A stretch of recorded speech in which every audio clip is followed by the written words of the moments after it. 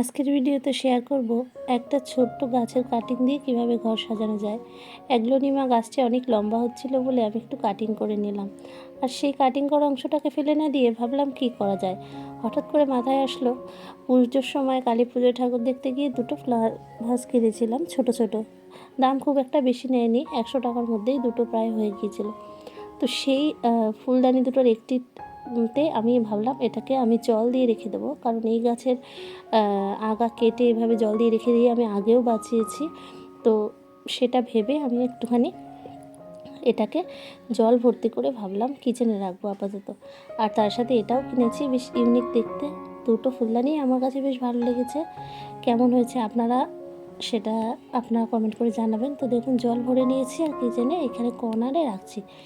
এমনিতে গাছ বড় করতে কিন্তু অনেক সময় লাগে, আর এই পাতাটা রোজ একটুখানি খুলে দিয়েছি, এটা ভিতরেই ঢোকানো ছিল তাই একটু হেলে পড়ছে।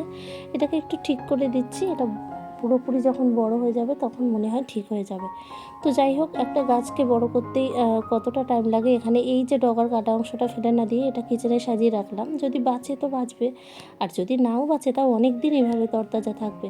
তো এইভাবে যদি আমাদের কিচেনে বা ঘরের কোনো অংশে এরকমভাবে দামি দামি প্লান্ট, মানে আর্টিফিশিয়াল প্লান্ট বা এই ধরনের ফুলদানি না রেখে যদি এভাবে তরতাজা সবুজ গাছ রাখা যায়, তাহলে কিন্তু তার সৌন্দর্য অনেক গুণ বেশি আমার মনে হয়।